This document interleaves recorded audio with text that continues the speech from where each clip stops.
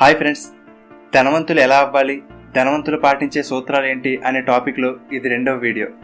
మనం చదువుతున్న చదువులు, చేస్తున్న ఉద్యోగాలు అన్నీ కూడా డబ్బు సంపాదించడానికి. కానీ ఆ స్కూల్లో కానీ కాలేజీల్లో కానీ డబ్బు ఎలా సంపాదించాలి, సంపాదించిన డబ్బుని ఎలా మేనేజ్ చేయాలి అనేది మాత్రం చెప్పడం లేదు.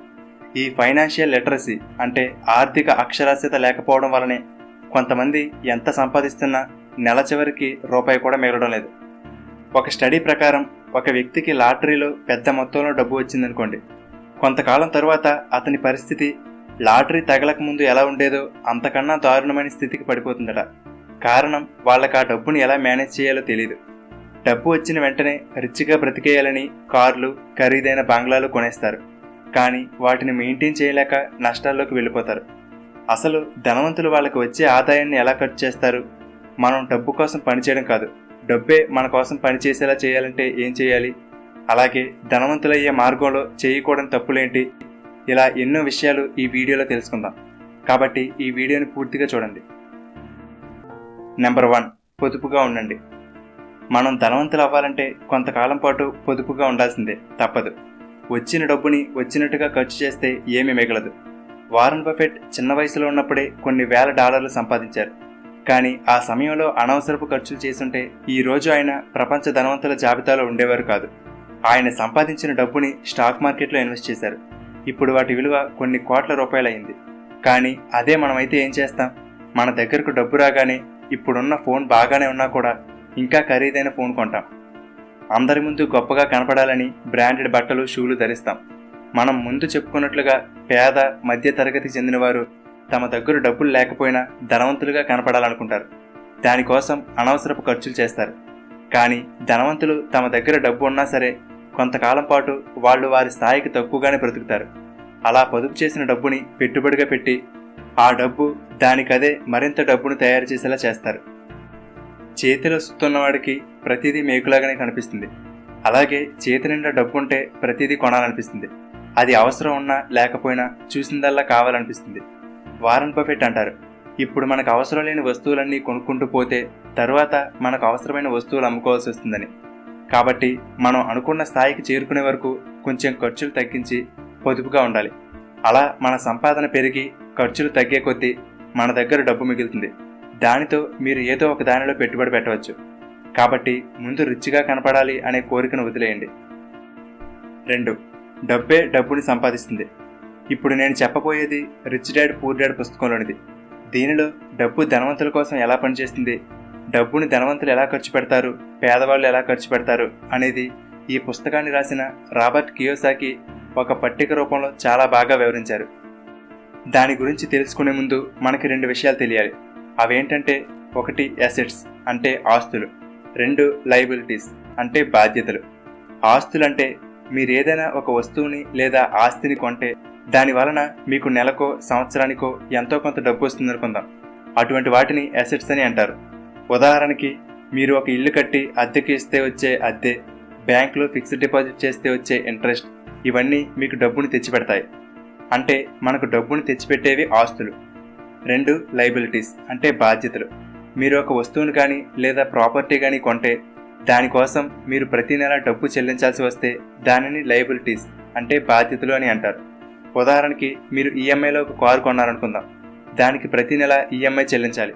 పెట్రోల్ ఖర్చులు, మెయింటెనెన్స్ ఖర్చులు, ఇలా అన్నమాట. ఈ లయబిలిటీస్ వలన మనకు ప్రతి నెల ఖర్చులు పెరుగుతాయి. సరే, ముందుగా పేద లేదా మధ్యతరగతి వారి గురించి చూద్దాం. వీరికి ముఖ్యంగా ఉద్యోగం ద్వారా ఆదాయం వస్తుంది. ఆ జీతంలో ముందుగా బాధ్యతలు అంటే వీరు కొన్న బైక్, కార్, ఏసీ వంటి వస్తువులకు ఈఎంఐలు, బ్యాంకు నుండి తీసుకున్న అప్పుకు వడ్డీలు చెల్లించవలసి ఉంటుంది. జీతం పడిన వెంటనే అవన్నీ కట్టయిపోయి ఆ తర్వాత మిగిలింది ఇంటి ఖర్చులు, ఆహారం, బట్టలు, పిల్లల చదువు వంటి వాటికి ఖర్చు చేయవలసి ఉంటుంది. చివరికి వీరు పొదుపు చేయడానికి కూడా ఏమీ మిగలదు. ఆస్తులు కూడబెట్టుకోవడానికి డబ్బు ఉండదు. అందుకే వీరి ఆస్తుల పట్టిక ఖాళీగా ఉంటుంది. ఇక ధనవంతుల గురించి చూస్తే, మనం ముందు చెప్పుకున్నట్లుగా వీరు ముందుగా ఆస్తులు పెంచుకోవడానికి ప్రయత్నిస్తారు. ఈ ఆస్తుల ద్వారా అంటే ఇంటి అద్దెలు, రాయల్టీలు, స్టాక్ మార్కెట్ నుండి వచ్చే డివిడెండ్లు, ఇలా వచ్చిన డబ్బు వీరికి ఆదాయంగా ఉంటుంది. ఇలా వచ్చిన ఈ ఆదాయాన్ని వారు ఖర్చులకు వాడుకుంటారు. ఇలా ఆస్తుల పట్టిక ఎంత ఎక్కువగా పెరిగితే వీరికి వచ్చే ఆదాయం అంత ఎక్కువగా పెరుగుతుంది. ఇక్కడ వీరు కష్టపడుతూ ఇష్టం లేని ఉద్యోగాలు చేయవలసిన అవసరం ఉండదు, వీరు అప్పు చేయవలసిన అవసరం ఉండదు. కాబట్టి వీరి బాధ్యతల పట్టికలో ఎటువంటి ఖర్చులు ఉండవు. ఈ విధంగా ధనవంతులు ఎటువంటి పని చేయకపోయినా సరే వారి ఆస్తులే వాళ్ళకు డబ్బును సంపాదించి పెడతాయి. కానీ పేద మధ్య తరగతి వాళ్ళు ముందు రిచ్గా కనపడాలని ఖరీదైన వస్తువులు కొనుక్కొని వాళ్ళ లయబిలిటీస్ పెంచుకుంటే, ధనవంతులు మాత్రం ముందు వాళ్ళ ఆస్తులను పెంచుకోవడానికి ప్రయత్నించి వాటి ద్వారా వచ్చే ఆదాయాలతో వాళ్ళకి కావలసిన విలువైన వస్తువులను కొనుక్కుంటారు. కాబట్టి ముందు మనం కూడా ఈ ఆస్తుల పట్టిని పెంచుకోవడానికి ప్రయత్నించాలి. 3. కంఫర్ట్ జోన్ నుండి బయటకు రండి. మనం అందరం కూడా మన చుట్టూ ఒక గీత గీసుకుని దానిలో ఉండిపోతున్నాం. దానినే కంఫర్ట్ జోన్ అని అంటారు. ఈ కంఫర్ట్ జోన్లో మనం చాలా ఆనందంగా సౌకర్యంగా ఉంటాం. ఎప్పుడైనా ఒకటి గుర్తుపెట్టుకోండి, ఎక్కడైతే మనం సౌకర్యంగా ఉంటామో అక్కడ మనకు ఎదుగుదల ఉండదు. ఈ కంఫర్ట్ జోన్ అనేది మనల్ని నాశనం చేస్తుంది. చాలామంది ఈ కంఫర్ట్ జోన్ నుండి బయటకు రావడానికి మొగ్గు చూపరు. ఏదో ఒకటి చేయాలని మనసులో ఉంటుంది, కానీ బద్ధకం, ఏమవుతుందో అని భయం, ఇప్పుడే ఎందుకులే తర్వాత చేయొచ్చులే అనే నిర్లక్ష్యం, ఇవన్నీ వాళ్ళని కంఫర్ట్ జోన్ నుండి బయటకు రానివ్వవు. ఓడలు ఓడరేవుల్లో సేఫ్గా ఉంటాయి, కానీ అవి అక్కడ ఉండడానికి తయారు చేయలేదు. అవి సముద్రంలోకి వెళ్ళాలి, అలల ఆటుపోట్లను తట్టుకోవాలి, గమ్యాన్ని చేరాలి. మనం కూడా అంతే. సేఫ్గా ఉంది కదా అని కంఫర్ట్ జోన్లో ఉండిపోతే ఎటువంటి ఉపయోగం ఉండదు. డబ్బు సంపాదించిన ధనవంతులు ఎవరూ కూడా ఈ కంఫర్ట్ జోన్లో ఉన్నవారు కాదు. ఆ గీత నుండి రిస్క్ చేసి ధైర్యంగా బయటకు వచ్చిన వారే. ఈ గీతకు అవతల అంతా అసౌకర్యంగా ఉంటుంది. కష్టాలు, సమస్యలు ఉంటాయి. కొన్ని ఆనందాలను వదులుకోవాల్సి ఉంటుంది. ఎన్నో నిద్రలేని రాత్రులు గడపవలసి ఉంటుంది. కానీ దానివల్లనే మన ఎదుగుదల కూడా మొదలవుతుంది. వీటన్నిటికీ సిద్ధపడి కంఫర్ట్ జోన్ నుండి బయటకు వచ్చిన వారు మాత్రమే ధనవంతులు అవ్వగలరు. 4. నెట్వర్క్ని పెంచుకోండి. మనం జీవితంలో ఏదైనా సాధించాలి, మరింత ఎత్తుకు ఎదగాలి అనుకుంటే సేమ్ అదే మైండ్ సెట్తో ఉన్న వాళ్ళతో పరిచయాలు పెంచుకోవాలి. మన చుట్టూ ఎవరుంటున్నారు, ఎవరితో స్నేహం చేస్తున్నాం అనేది మన జీవితం మీద చాలా ప్రభావాన్ని చూపిస్తుంది. జిమ్ రాన్ అనే మోటివేషనల్ స్పీకర్ ఇలా చెప్తారు: మనం ఎవరితో అయితే ఎక్కువగా గడుపుతామో వాళ్ళలో మొదటి 5 తీసుకుని వాళ్ళని యావరేజ్ చేస్తే అది మనం అవుతామట. కాబట్టి మనం కూడా జీవితంలో ఏదైనా సాధించాలి అనే కసి ఉన్న వాళ్ళతో కానీ, లేదా ఏదైనా సాధించిన వాళ్ళతో ఉంటే వాళ్ళు ఆ స్థానానికి ఎలా వెళ్ళారు అనేది తెలుస్తుంది. మనం కూడా వాళ్ళతో కలిసి ప్రయాణించే అవకాశం కలుగుతుంది. వాళ్ళు ఇచ్చే సలహాలు, సూచనలు మనకు ఎంతగానో ఉపయోగపడతాయి. ఒక కొటేషన్ ఉంటుంది: ఒక రూమ్లో అందరికన్నా మీరే తెలివైన వారైతే మీరు రాంగ్ రూమ్లో ఉన్నారని అర్థం.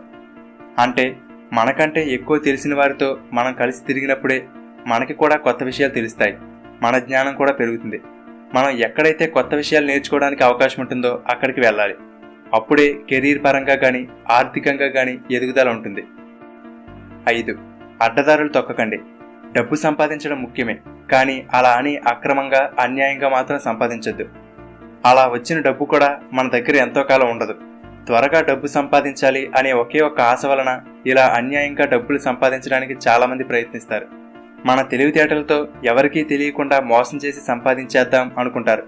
మనం రోజు పేపర్లలో, టీవీలలో ఎన్నో స్కామ్లు బయటపడడం చూస్తున్నాం. వాళ్ళందరూ కూడా తెలివిగా మోసం చేసేసాం అనుకున్నవారే. కానీ ఇప్పుడు వాళ్ళ పరిస్థితి ఏంటి? సమాజంలో బయట తిరగగలరా? వాళ్ళ కుటుంబ సభ్యులకు, బంధువులకు సమాధానం చెప్పగలరా? కాబట్టి సంపాదించకపోయినా పర్వాలేదు, కానీ ఇలాంటి మార్గాల్లోకి వెళ్ళవద్దు. ఒకసారి ఒకరు వారన్ బఫెట్ని ఇలా అడిగారట: మీరు పెట్టుబడి పెట్టే విధానం చాలా సులభమైనది, అలాగే అది అందరికీ తెలిసిందే. మీరేమో ప్రపంచ ధనవంతుల్లో ఒకరు, కానీ అందరూ మిమ్మల్ని కాపీ చేసి ధనవంతులుగా ఎందుకు అవ్వలేకపోతున్నారు అని.